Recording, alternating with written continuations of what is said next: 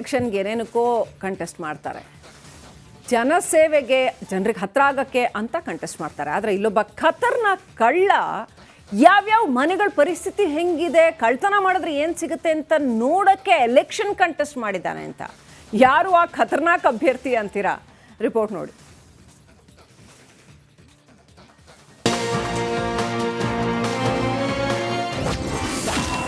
ಕಳ್ಳತನಕ್ಕಿಳಿದ ಲೋಕಸಭಾ ಚುನಾವಣೆ ಪಕ್ಷೇತರ ಅಭ್ಯರ್ಥಿ. ಪ್ರಚಾರದ ವೇಳೆಯೇ ಕಳ್ಳತನಕ್ಕೆ ಖತರ್ನಾಕ್ ಸ್ಕೆಚ್. ಲೋಕಸಭಾ ಚುನಾವಣೆಯಲ್ಲಿ ಪಕ್ಷೇತರ ಅಭ್ಯರ್ಥಿಯಾಗಿ ಸ್ಪರ್ಧಿಸಿದ್ದ ಪಕ್ಷೇತರ ಅಭ್ಯರ್ಥಿಯೊಬ್ಬ ಕಳ್ಳತನ ಮಾಡಿ ಸಿಕ್ಕಿಬಿದ್ದಿದ್ದಾನೆ. ಕಳವು ಮಾಡುವ ಉದ್ದೇಶದಿಂದಲೇ ಚುನಾವಣೆಗೆ ನಿಂತು ಮನೆ ಮನೆ ಪ್ರಚಾರ ಮಾಡಿರುವುದು ಪೊಲೀಸ್ ತನಿಖೆಯಲ್ಲಿ ಬೆಳಕಿಗೆ ಬಂದಿದೆ.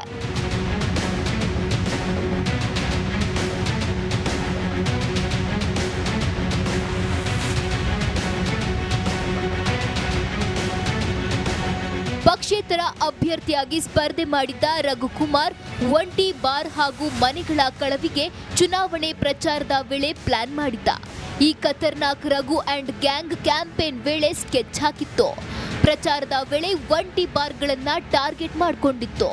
ಚುನಾವಣೆಯಲ್ಲಿ ಸೋತ ಬಳಿಕ ರಘು ಹಾಗೂ ಸಹಚರರು ಕಳ್ಳತನಕ್ಕೆ ಇಳಿದಿದ್ರು.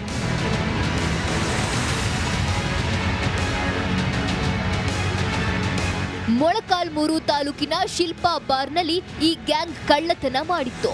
ಈ ಬಗ್ಗೆ ಮೊಳಕಾಲ್ಮೂರು ಪೊಲೀಸ್ ಠಾಣೆಯಲ್ಲಿ ದೂರು ದಾಖಲಾಗಿತ್ತು. ವಿವಿಧ ಜಿಲ್ಲೆಗಳಲ್ಲಿ ಈತನ ಗ್ಯಾಂಗ್ ಕೈ ಚಳಕ ತೋರಿಸುತ್ತಿತ್ತು.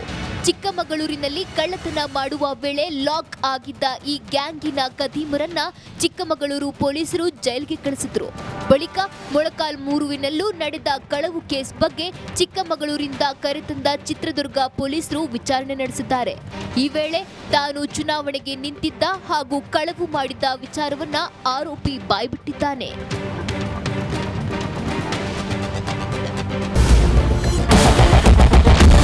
ಕ್ಯಾಪ್ಟನ್ ಅರ್ಜುನ್ ಕೊಂದಿದ್ದು ಯಾರು? ಅವ್ರ ನರೇಟಿವ್ ಎಲ್ಲಿ ತಂದಿಟ್ಟಿದ್ದಾರೆ ಅಂತಂದ್ರೆ ಸಂಪತ್ತನ್ನ ಹಂಚಿಬಿಡೋದು ಅಂತ.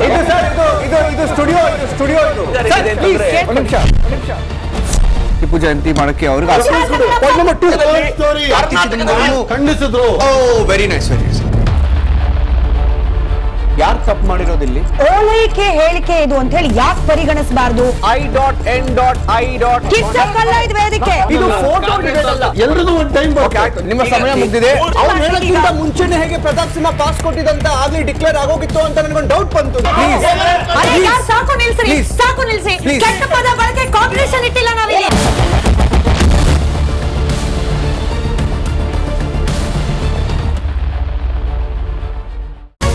ರಿಪಬ್ಲಿಕ್ ವರ್ಡ್ ಆಪ್ ಇದು ಕೇವಲ ಅಪ್ಲಿಕೇಶನ್ ಅಲ್ಲ, ಸಮಗ್ರ ಸುದ್ದಿಗಳ ಸಂಪರ್ಕ ಮಾರ್ಗಕ್ಕೆ ಕ್ರಾಂತಿಕಾರಿ ಬದಲಾವಣೆ.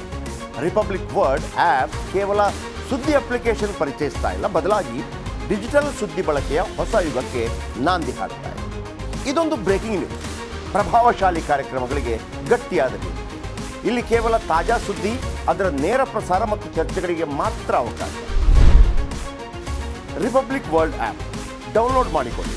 ಗೂಗಲ್ ಪ್ಲೇ ಸ್ಟೋರ್ ಮತ್ತು ಆಪಲ್ ಆಪ್ ಸ್ಟೋರ್ನಲ್ಲಿ ಲಭ್ಯವಿದೆ.